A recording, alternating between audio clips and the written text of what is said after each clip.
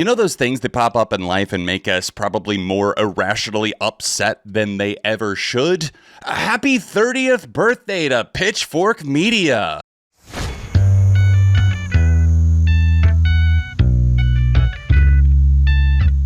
Hey neighbor, it's John. Welcome back to the channel. I was thinking about Pitchfork because I realized that they just celebrated 30 years. Congratulations, founded in a Minneapolis basement somewhere by a guy named Ryan Schreiber. I was laughing to myself that it would be funny if I put together a list of 10 of the Pitchfork reviews that make me more irrationally angry than they ever should. For the sake of this video, if you don't know who Pitchfork are, lucky you. But they're an online publication, music magazine with journalists that cover popular alternative pop and hip-hop culture. They review albums that sometimes other publications wouldn't touch. They've also done a lot of whitewashing to their site over the years. They try to bury some of those older reviews, and they were really just antagonizing a lot of these artists with tactless reviews, and for a major publication, it just felt really irresponsible. So yeah, I'm down to clown on them. It hurts my soul, but Daft Punk are the first one on this list. Discovery, the original review that Pitchfork gave this back in 2001, was a 6.4 out of 10. And even worse than that, and with the rest of these reviews, it's what's in the writing, not just the score. Everything that you're about to see in this video as we go up the Scoville rating, starting with the highest score all the way to a 0.0. Appropriate that this is from Ryan Schreiber, the founder himself, as he oh so quaintly adds and circulates the lyrics. One more time, we're gonna celebrate. Yes, we get it. You heard one more time several times. You heard it a lot and you got very sick of it. He calls it brainwashing, and I feel like Ryan really misses the point of electronic music and house music, especially their kind of French house take on this record Discovery. One more time. Few things are more incriminating than Daft Punk's own lyrics, as he goes on to complain about how juvenile they feel, then going on to complain about how it doesn't follow up on homework in a way that he felt suited him. Even though it's been 4 years since 1997, he's not stoked about the fact that there's not enough slap bass funk, and it sounds like now Kool and the Gang R&B. Sure, I can hear influences and traces of that, but he goes on to basically discredit their entire vocal style. Of the 6 tracks that feature vocals, 4 are smothered with the synthesizer pitch corrector. I love this. Ryan says that they really only succeed in an instrumental environment, which of course they succeed there, but to discredit everything else that they're doing vocally and just the expressiveness that it brings to the music. I mean, Ryan says that the first big score comes with the rousing Crescent Dolls. That's track 5. It seems to confuse the duo's growth with backsliding, and it ends on an idea of just, oh, it's not really anything, it's relatively harmless. This beast, however grotesque, is relatively harmless, calling it a Frankenbaby of prog and disco, which is a wild statement to make, but then again, this is the Pitchfork founder. By the way, I only picked albums that I really do like, because otherwise, why would they make me mad, and why would I want to feel the need to defend them?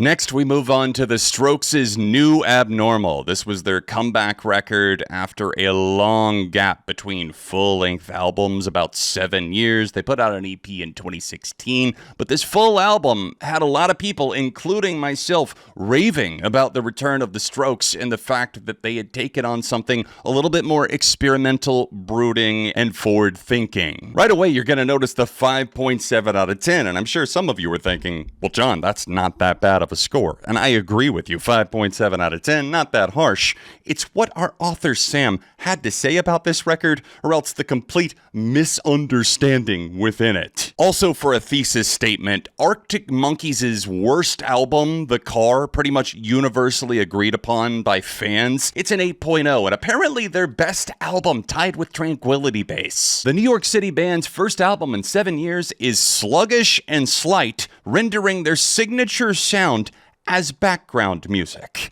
I direct you back to the 8.0 given to The Car. This is what I'm saying about the inconsistency between authors. The Strokes' sixth album mostly just feels like a hangover. It's sluggish and slight, and the strongest hooks are so familiar that they require additional songwriting credits. Meanwhile, this guy goes on to praise in other reviews, just sampling galore in hip-hop records and even with other producers and other genres, and yet here it feels like it's personal to him. You did something wrong, you said it was great, and now you don't know how you could ever complain. He readily admits that that's been part of the fun, the not-so-subtle references within their music, but you'll see a trend with actually Rick Rubin being a target on this list. That's not me saying that Rick Rubin is a great hands-on producer. The dude brick-walled shit back in the day, and he's notoriously hands-off and kind of lackadaisy in the studio now. So I'm not the biggest Rick Rubin guy, but he's been a part of bringing out the best sounds out of bands from System of a Down to, yes, also the Strokes. I think it's really strange that he focused on At the Door as being a halfway through the track list slump, something that they've done several times in their career with Ask Me Anything, Call Me Back, according to this writer. But At the Door is a completely different song with very different emotions. That craning, sparse synth and Julian's impassioned emotional vocal really evoked a completely different vibe for the Strokes that saw them ushering in a new era with some real finesse. And so the best moments on the new Abnormal, like the genuinely pretty Ode to the Met, I guess we'll take the win where we can, feel like a step in the right direction. When everything locks into place, it's like watching an old pinball machine light up. At least we can agree that Julian's falsetto has gotten a lot better live too. I was really impressed when I saw the Strokes in 2022. You're left with a set of promising ideas for Strokes songs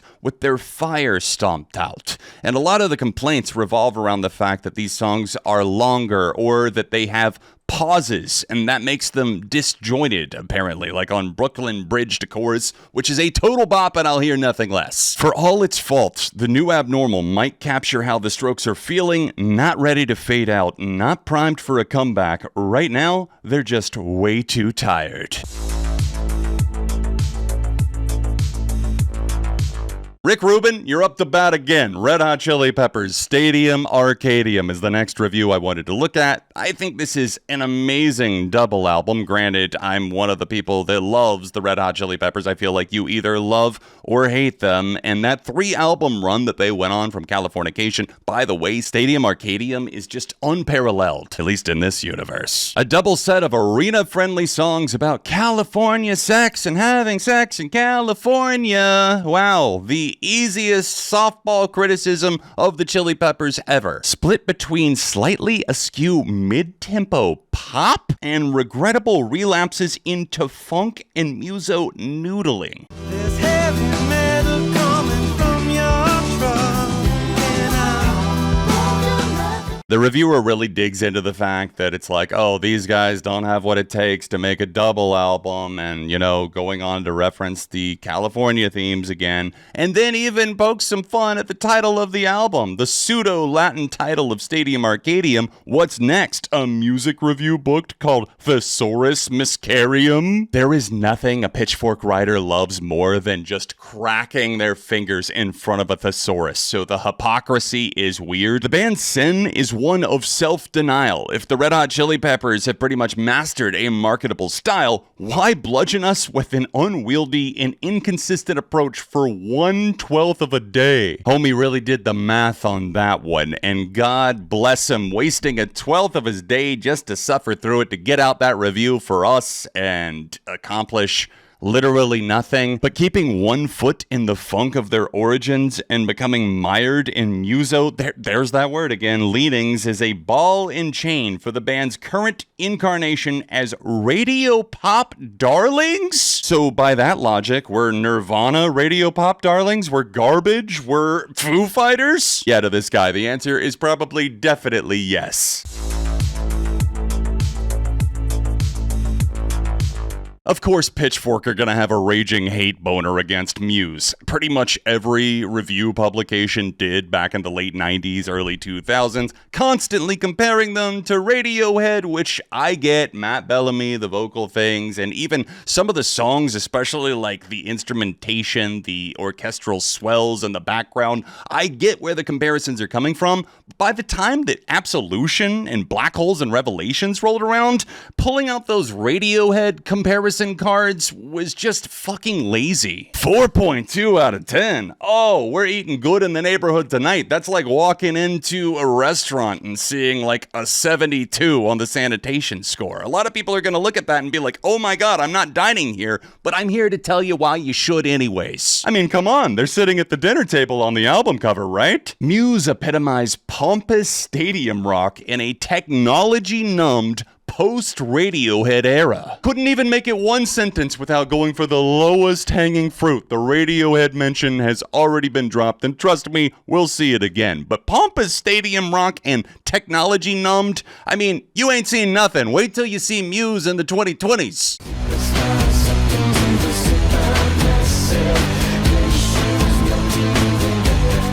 Tracks come loaded up with burbling synth arpeggios and other futuristic effects. Again, just to wait another decade, intended to announce the band's modernity. This is the band's most autopiloted effort yet. A hacked up, last-gen rehash of said Space Jams, only now with greater emphasis on glitz and glam. I can't imagine listening to the pounding drums and guitars on Assassin, or the opening stylings of Take a Bow that just feels so grandiose, or something like Knights of Sidonia, which is intentionally a bit cheeky, the western-leaning vibes. This is apparently the worst thing in the world to this guy, because apparently that's the worst song on the album? If the album opens with its best camp, referring to Take a Bow, perhaps it's no mistake that it ends with its worst. Knights of Sidonia begs to be taken off on a stretcher and sprayed down with liquid Novocaine like a histrionic Italian midfielder? What in the fuck was that statement? I mean, yeah, a lot of this review was definitely harsh and maybe a little over the top, and comparing, again, brittlest York Yal. Matthew Bellamy is never beating the Tom York allegations. But really, going after Knights of Sidonia on that level, saying that it's begging to be taken off on a stretcher, implying that it's fucking lifeless, is absolute insanity. There are few songs that get me more hype than this, and I've never met someone that thought this song at least wasn't engaging. The end of this review has aged so goddamn poorly, it's hilarious. What's most difficult of all to look past is that Black Holes was created in all earnestness by three dudes in Hot Topic shirts, advancing a vision of rock music that operates on three fundamental assumptions, all of which are correct, mind you. 1. Distortion is always better than no distortion.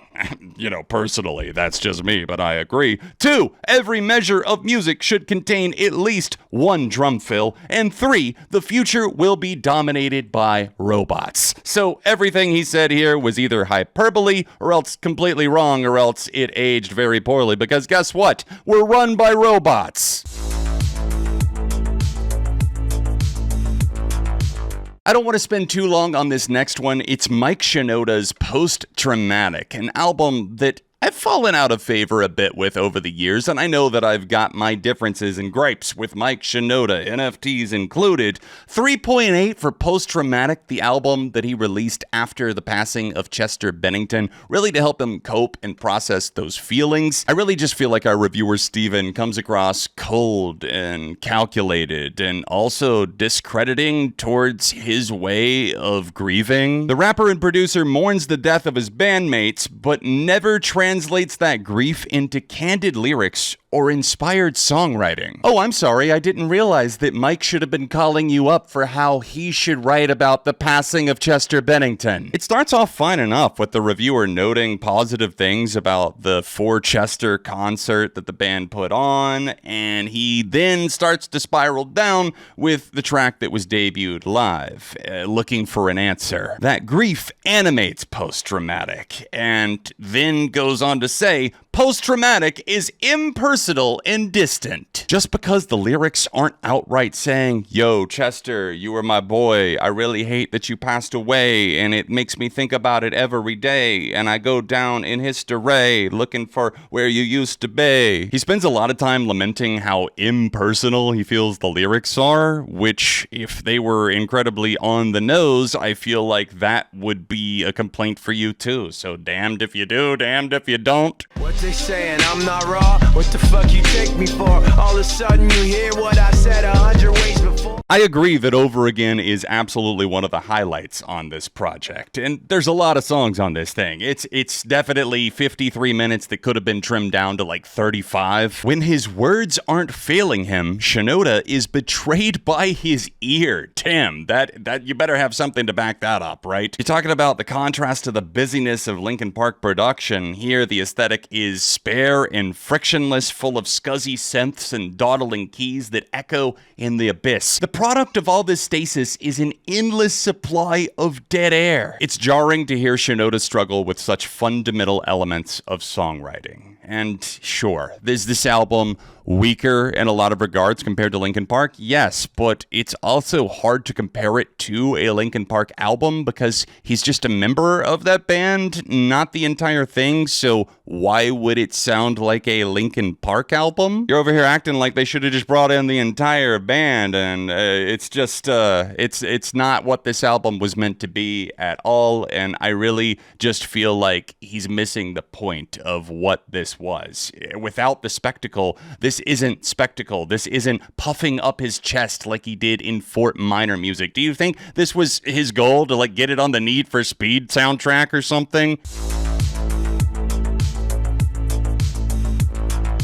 This next review of The Fragile by Nine Inch Nails might be the angriest that you see me in the entire video. Even though the scores are getting lower and lower, this is not the lowest score we've got, but it's certainly the worst fucking review I've ever read in my life. The infamous Brent I'm just gonna call you Brent Decrescendo. I loathe this reviewer, his attitude, and the way this is written is just so inauthentic and so try-hard. He's like logging his entire listening experience. 1 a.m., captain's log, and then 8 p.m. He does an entire back and forth with himself that goes nowhere, and it comes across like the manic ramblings of somebody with a hate hard-on for Trent Reznor. It's really just him complaining. I mean, we can go to any random line. Starfuckers Incorporated. That's pretty much all I have to say in criticism of this album. The snickering, potty mouth title. Oh, I'm sorry, Brett. Did your mother not approve that title? Did the F-bomb not go across too great for you? A widely publicized attack on Marilyn Manson has aged better from Trent than anything you've ever written, Brent.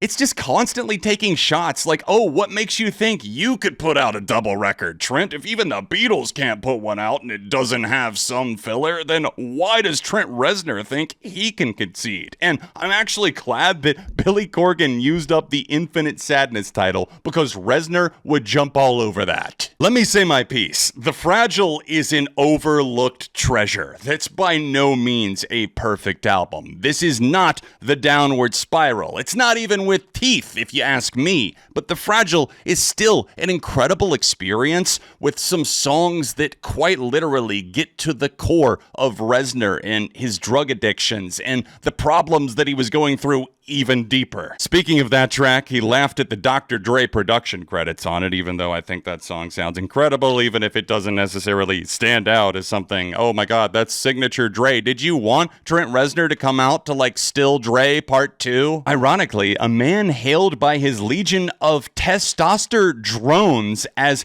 genius often leans heavily on the work of others, better sound wizards Adrian Belew, Steve Albini, and Alan Mulder. Who in the world doesn't have influences, and also who is also not sometimes like heavy in it with their collaborators? Trent Reznor is the worst, most predictable, most uninspired lyricist working today. Brother, it's 1999. Boy bands are taking over. Pop is all over the charts. And Trent Reznor is the problem for you lyrically? And at this point, I'm angry, hungry, and frustrated. In fact, I feel kind of like Trent Reznor. Is this the grand design? After over 2 hours of listening to his incessant whining and grating, I've become the very model of his audience. You sure have the pot calling the kettle black, because this, and not just that final statement where you tried to be self-aware, this entire thing reeks of projection to like the most massive degree that I've ever seen.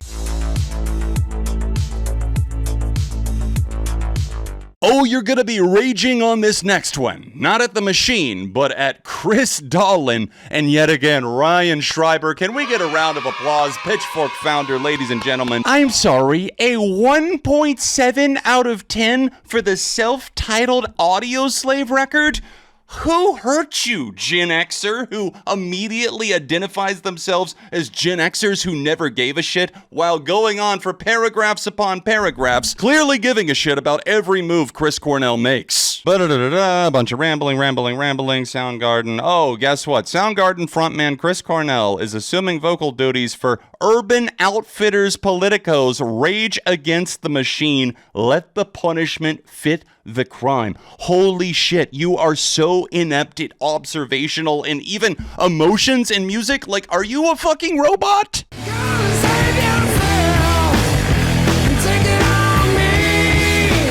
This Gen Xer seems to have like this passive-aggressive, like personal beef with Tom Morello and Rage for being political, and he's like using every opportunity he can to kind of slam Chris Cornell and the other liberals, and oh, we can't have macho things anymore. Chris Cornell was promoting the wrong values. He keeps accusing them of dropping the political bent, but it also seems like that's what he wanted because he's calling Tom Morello a hack. But of course, he's saying that all of them, even though it's just so slick and lifeless, of course, it's all less of an embarrassment than Chris Cornell. Oh, buddy, how I would like to have a discussion with you. I just want to talk to him, because what the fuck? Check your head. Chris Cornell, an embarrassment with Audioslave? It seems like he cares more about the fact that he thinks the band name is lame and the people in it are lame for his stated reasons, political or lack thereof, rather than even focusing on the music. He calls a lot of the vocals impassioned, but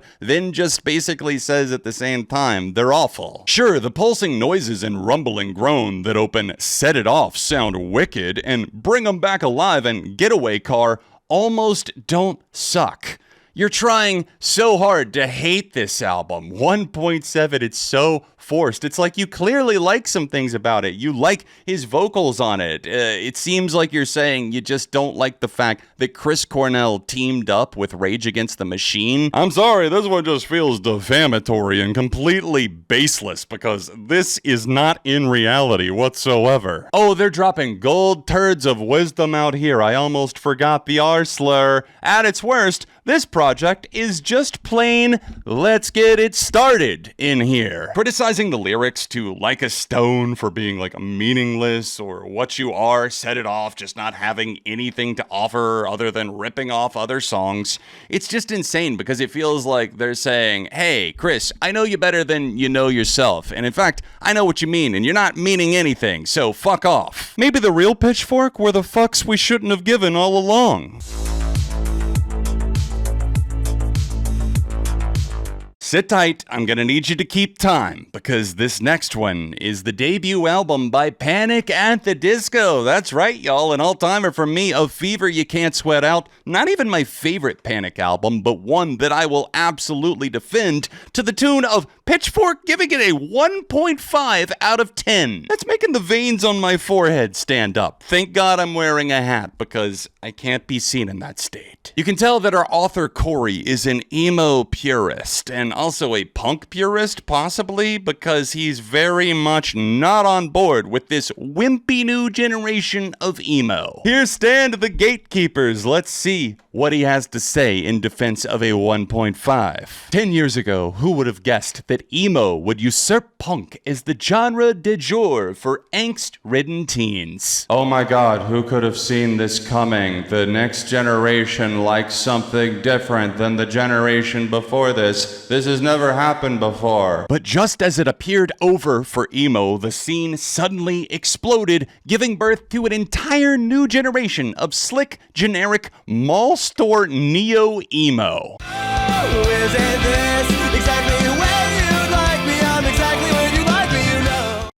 Okay, let's get the obvious out of the way first. Matt Squire produced this. He's worked for a lot of other bands in the pop, rock, and alternative field, and I don't think he's the best producer, nor has the sound of the album aged perfectly, but it was a curveball that took some real risks, especially right out of the gate. And just calling the lyrics out for being these sort of vague teen heartbreak like you would expect.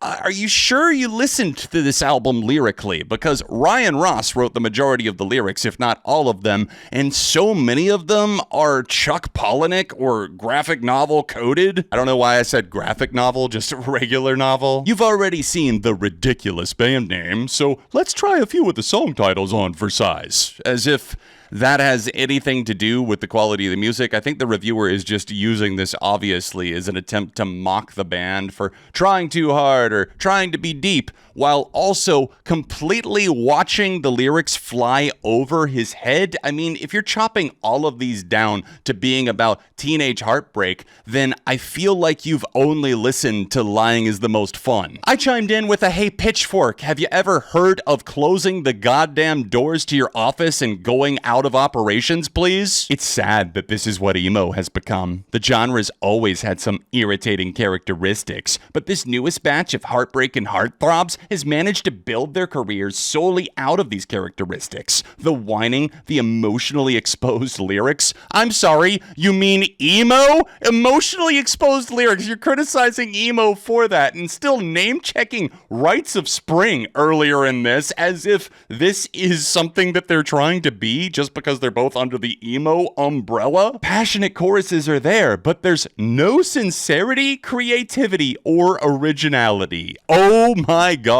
The front door's over there, buddy. I don't even know what to say to that. How can you listen to that album and not at least say that they're trying their own spin on an established formula? Was this cloning the Get Up Kids? Which also I would feature in my Angry Reviews Part 2 because they gave a 2 to a very seminal Get Up Kids record. It's just so insane to think that they see this as an uninspired, insincere, uncreative, unambitious album when it's truly, I think, by default, all of those.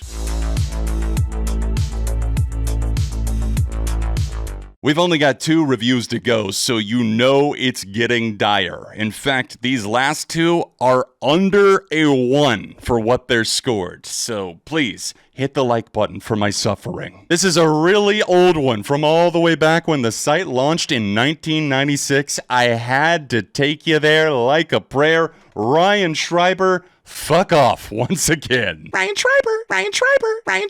Kinda sounds a little bit like a bird that you would hear chirping outside of your hotel window at 5 a.m. and you're losing your mind and your sleep. I'm gonna go ahead and proudly say that my favorite Stone Temple Pilots record is their 1996 album, Songs from the Vatican Gift Shop, Tiny Music.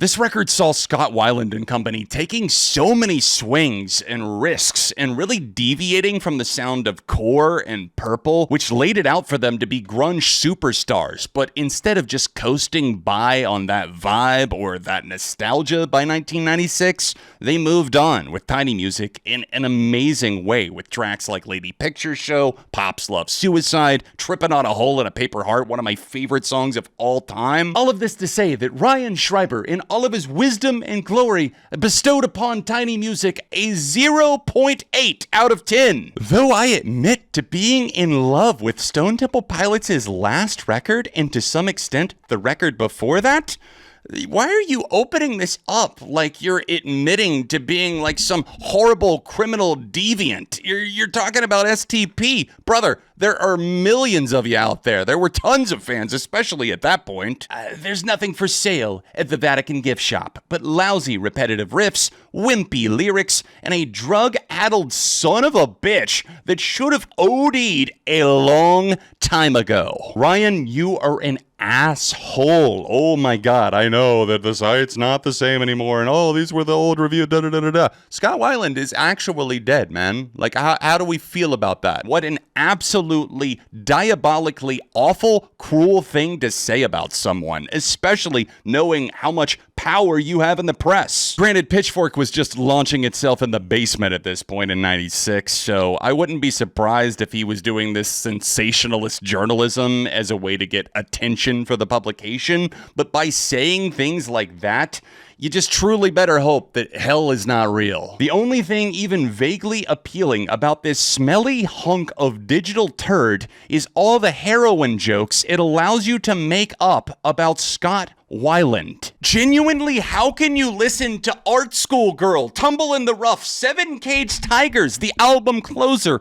and think to yourself, this dude's just singing about heroin all the time. The guitarist is not doing anything. They're not even trying. On these tracks, 12 songs on the Vatican album, I think that every single one of them comes across as a distinct offering. And I'm not saying that it's going to be the right taste for everyone out there, but there is not a universe that exists where a 0.8 out of 10 is acceptable for a score on your review just because you want to make fun of a person's drug addiction. Oh, here's some observations. I don't know if you noticed this, but parts of the big hit single Big Bang Baby are direct ripoffs of the old Rolling Stones tune Jumpin' Jack Flash. None of them can do it. None of them can go a single review without chastising the artist for sounding like somebody else. After quoting the lyrics from Big Bang Baby, he literally just goes, "Fuck you, Weiland." Did Scott break into your mother's house and make sweet, impassioned love to her, and she just loved it so much that it tore your entire family apart? Daddy ran away, got some cigarettes and milk, never actually came back with them, and you were left alone just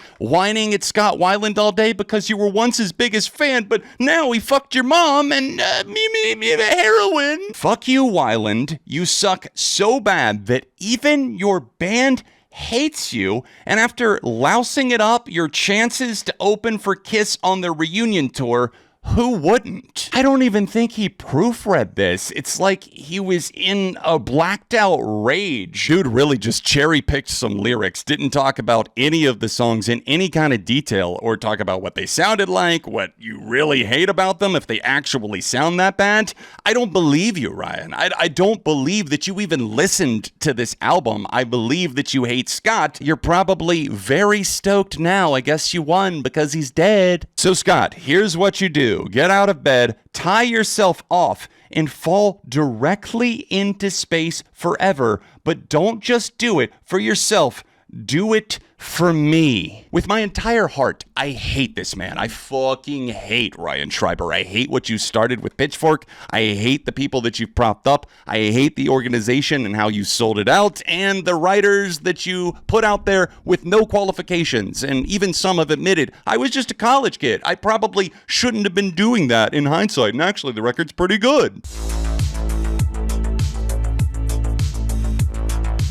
Well, that's exactly what we're going to see in my final pick for Pitchfork Reviews that make me irrationally angry. It's Sonic Youth's 2000 experimental album, NYC Ghosts and Flowers. Realizing that it's one of the worst reviewed Pitchfork albums of all time, I genuinely suffocated under the fact that this record received a 0.0 out of 10. Oh, what do you know? It's our old pal, Brent DeCrescendo, yet again, writing us a review in April of 2000 that is so piss poor, so feeling like, oh my god, he was personally targeted by this, that I don't even know what to say. No way would I be rushing out into the streets of NYC recommending this album from the rooftops for everybody. It's certainly going to have its niche fandom. It's an overlooked corner of their discography as it is. It's a 42-minute, 8-song album that's extremely sonically experimental. No, I have not forgotten to put the numbers into the rating spaces above.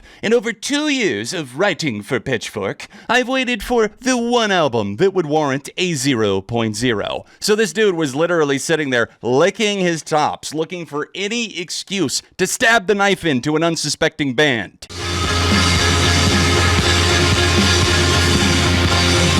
Light can keep you up all night, illuminate the southern grit. Can you tell how high the sky tonight? I think its cornerstone is the track Never Mind What It Was Anyway, and it definitely has some more things that put Thurston Moore's and Kim Gordon's ideas into a better light. This album is a bit shaky, and its form can feel loose like clay, but in no world is this an experimental failure. In my 5 years of reading Pitchfork, I can only remember a couple of zeros, likely spouting from the scalding keyboard of Jason Josephs. Now, finally, my generation has its Metal Machine music, an unfathomable album which will be heard in the squash courts and open mic nights of deepest hell. I'm just gonna say it, this is a great wintertime listen. It's so sparse and isolating. It's not exactly perfect, but it's so raw and so human in a lot of ways, despite a lot of the electronic textures, that it's hard to hate, and it's impossible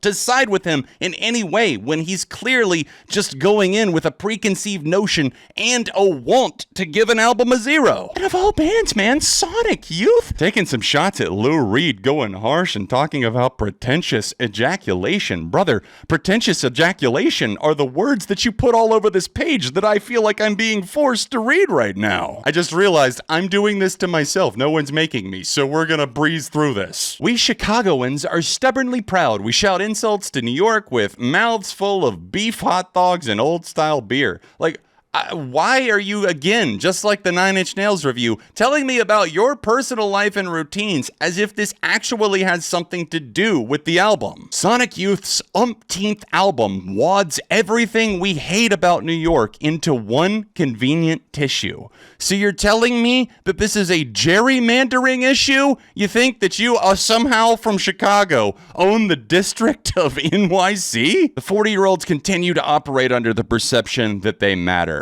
Is just such a wrong thing to say, man. It's so ageist. It's so ridiculous, as if music is owed to one decade or one age. Oh, you hit 40 and you can't make anything electronic leaning or experimental. One of the prerequisites for being experimental or underground is that down the road, somebody has to be influenced by the work and appropriate elements, something that all y'all at Pitchfork fucking hate because you'll accuse it of sounding like something else or ripping off another song that you love, into the common collective, as the minimal noodling on NYC merely retreads the rancid corpses of beat poetry and avant-garde noise. You got 42 minutes? Give this album a listen, because I promise you, you're not gonna give it a 0. In a way, Sonic Youth's offenses are no different than the Bloodhound Gang's?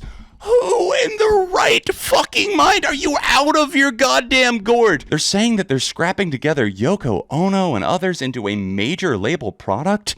This is the opposite of something, released on Geffen Records, but do you think David Geffen was having a fucking wet dream over releasing NYC Ghosts and Flowers? He was probably being like, how the fuck do I market this shit? Again, not a slight on the album, that's a slight on stupid music record label executives and labels that have no idea about the art. Some insane political allegories pop up. They talk about the fact that they've fallen so far that the guitars are thin and the electronic bleeps are just sounding like a sack of shit, and they close it with saying, a 0.0 is monumental, as if that was the cornerstone and the pillar piece for the entire review, not the actual album being bad. New York, their mother, should even feel ashamed. Chicago sleeps soundly knowing we didn't produce such an album.